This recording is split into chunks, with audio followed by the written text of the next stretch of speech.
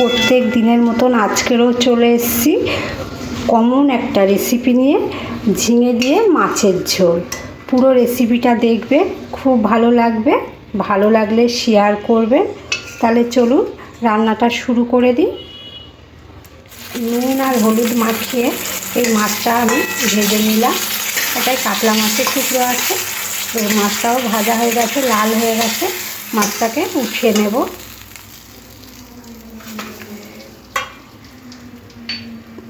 ওই মাছ ভাজার তেলের মধ্যে গোটা জিরে ফোড়ন দিয়ে দেব। গ্যাসটা একটু কমিয়ে রাখবো। আর তার সাথে সাথে দেবো এখানে 3খানা পটল আমি এবার লম্বা লম্বা করে কেটে নিয়েছি। দেখুন পটলগুলো কি কচি কচি পটল। পটলগুলো কি এই তেলের মধ্যে ভাজতে হবে।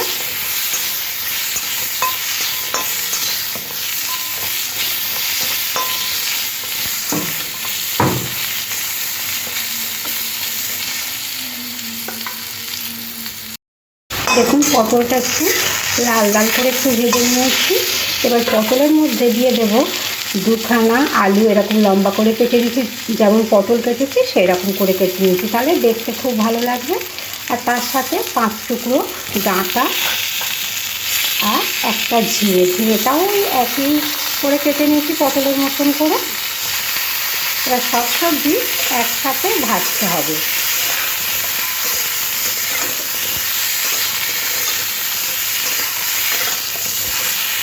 এই সবজি ভাজতে ভাজতে তার মধ্যে দিয়ে দিতে হবে 2খানা চিড়ে রাখা কাঁচা লঙ্কা আর একটা পেঁয়াজ। পেঁয়াজটাও এরকম পাতলা করে কেটে নিতে হবে। এবার সবজির সাথে পেঁয়াজও ভাজতে হবে। সবজিটা ভালোভাবে ভাজা হয়ে গেছে। এবার এর মধ্যে দিয়ে দেব কেটে রাখা টমেটোটা আমি ছাড়িয়ে ছোটো ছোটো টুকরো করে নিয়েছি। এখানে ছোটো সাইজের একটা টমেটো দিয়েছি, বেশি বড় দিইনি, কারণ তরকারিটা কম তো, তা বেশি বড় টমেটো দিলে আবার টমেটোটা বেশি হয়ে যাবে।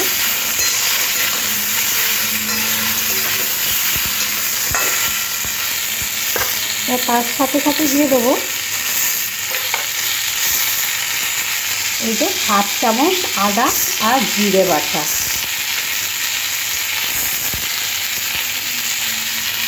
আর দিয়ে দেবো 1/2 চামচ মতো হলুদ গুঁড়ো। এখানে আমি লঙ্কা গুঁড়ো ব্যবহার করব না। আর একটু কালারের জন্য কাশ্মীরি লঙ্কার গুঁড়ো আর একটু জল দেব, দিয়ে মশলাটা সবজির সাথে কষে নেব।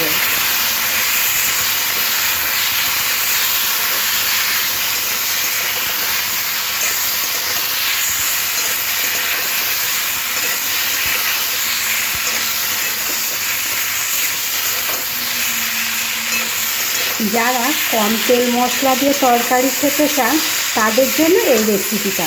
আমি এই রেসিপিতে বেশি তেল মশলা দেবো না, কারণ আমার বাড়ির যে আছে উনি তেল মশলা কম খায়। ওনার জন্য আমি এইরকম তরকারি রেগুলার বানাই, কাঁচা লঙ্কা দিয়ে আর তেল মশলা কম দিয়ে।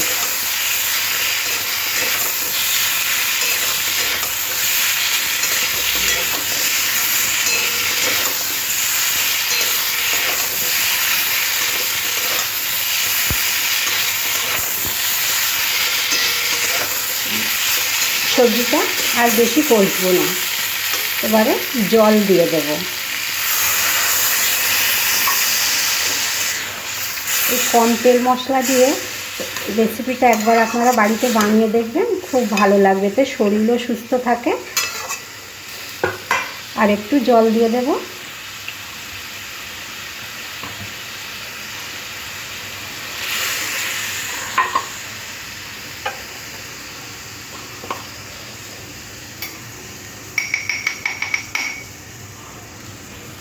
আর এই স্বাদ অনুযায়ী নুনটা দিয়ে দেব। আর যে 1 টুকরো মাছ ভেজে রেখেছিলাম মাছটাও দিয়ে দেব। এবারে ঢাকা দিয়ে দেবো, গ্যাসটা কমিয়ে দেবো, দিয়ে 15 মিনিটের জন্য ঢাকা দিয়ে দেবো। তাহলে সবজিগুলো খুব ভালোভাবে সিদ্ধ হয়ে যাবে। 15 মিনিট পরে ঢাকাটা উঠিয়ে নেব।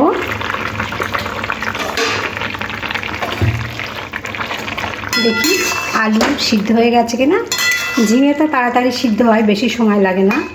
আলুও খুব ভালো সিদ্ধ হয়ে গেছে, সবজি খুব ভালো সিদ্ধ হয়ে গেছে। কম তেল মশলা দিয়ে খুব সুস্বাদু রেসিপি বানিয়ে নিলাম।